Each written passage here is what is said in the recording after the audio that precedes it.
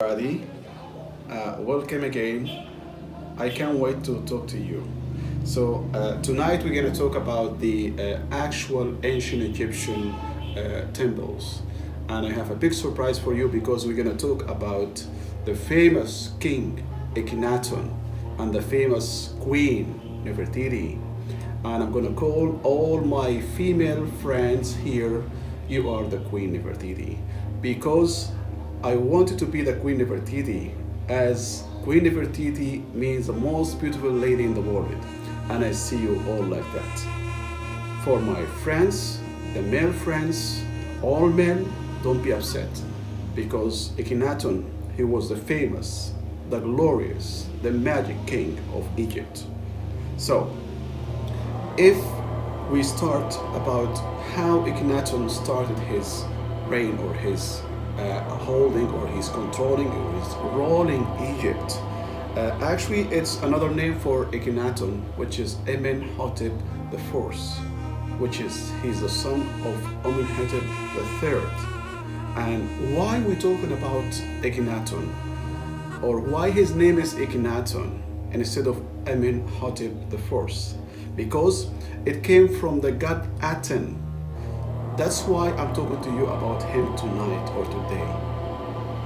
First of all, the word Aten, it's not just by the time or the reign of Akhenaten, but it was before him. But Akhenaten, he's the one he make it shiny, and he's the one he made it just to go forever and ever. The word Aten was Yatin, and we found this in one of the texts of the pyramid. And by the time the letter N has been gone, so the word became Yati. But the actual word is Yatin, which is later on it became Aten. So his name is King Akhenaten. And go further for this, I'm sure you know the golden magic boy king of Egypt, King Tutankhamun. His name is Tu. You can see him in one of the books, King Tutankhamun or Amen. In the other book you can see, or in the same book you can see him as King Tutankhaten. Why ending with Aten and ending with Amen? I'm going to tell you that later. Back to Akhenaten. Let's say Akhenaten, he got the role of Egypt, and after his father dead, and remember, Amenhotep the Third, that was his father. Then he became Amenhotep the Fourth, which is Akhenaten. When he started saying, I'm not going to worship all your gods and goddesses in Luxor for the high priest of the temple, they didn't accept that. They were actually unhappy because they were using the name of the gods and they were using the religion just to collect the money, taxes for the temples. It's almost all similar like some people they do nowadays by the name of the religion. But anyway, Akhenaten, he insists he's going to worship only one god, Aten. I know you can't wait to see Akhenaten. I'm going to show you now. So, just a second. I have here my famous papyrus, which is, I can show you now, Akhenaten. Look at him. Look, Akhenaten, just he's getting or giving the offerings to his god, Aten, and the sun rays covering the universe. In front of him, you can see the lotus flower. Don't forget the cartouches.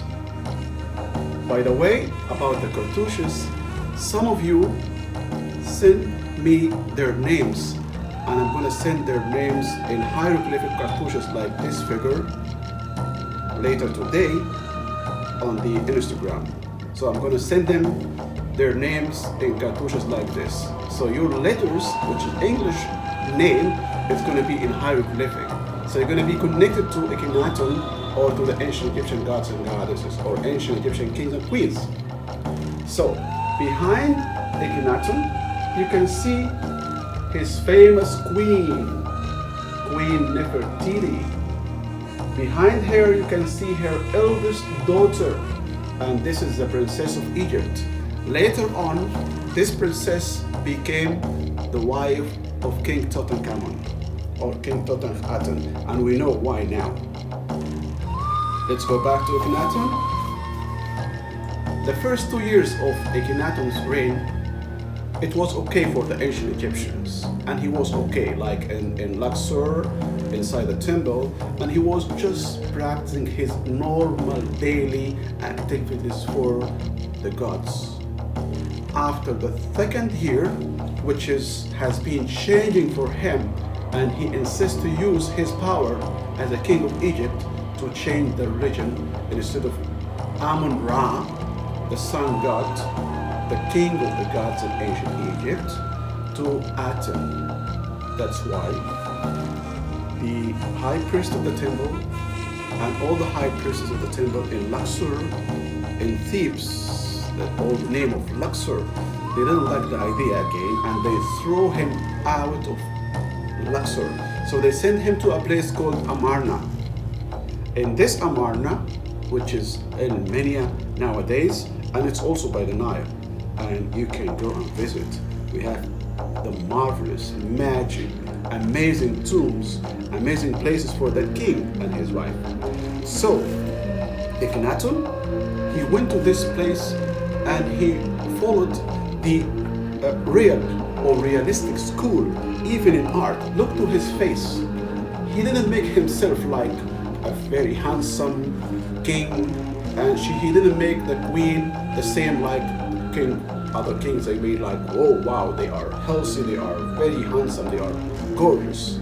He followed the realistic school of art. So the art in his reign was not static, was not fixed for eternity as it was before Luxor, but it was in motion. So, and another thing, most of you or some of you has been visiting Egypt before, and they saw Akhenaten's statue inside the Egyptian Museum or Cairo Museum in Cairo, and they saw the statue of Akhenaten. Most of you, they are wondering why this king, he has a female and a male body, because you can see the lower part of his body looks like a female and the upper part of his body like a king. Actually, this is something very spiritual and something very important for us. That king, he loved his queen very much, and in that shape, or he's making his shape like female and male, like he wanna be the same as Queen Nefertiti. So he is not making himself more powerful. So he made a balance for a man or woman feelings. The second reason is that king, he want to say, I am a masculine and a female power on earth. So he wanted to say, I'm the father and the mother of the universe, which is the power came from the god Aten. That's his god.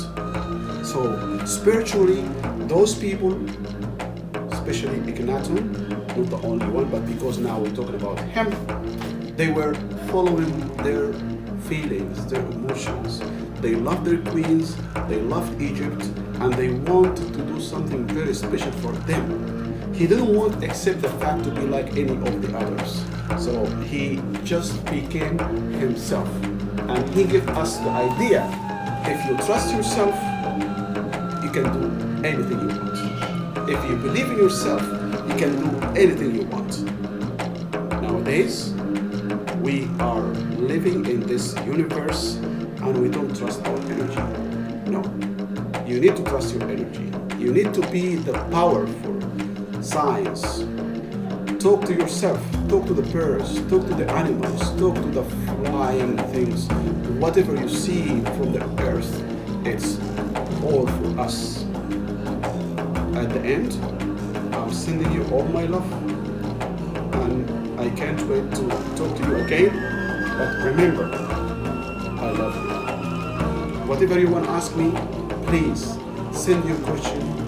I'll be answering it. Any question about King Akhenaten, about ancient Egypt, and anything about papyrus, like this magic piece of papyrus here, I'm all welcome to answer you. Thank you very much. I love you.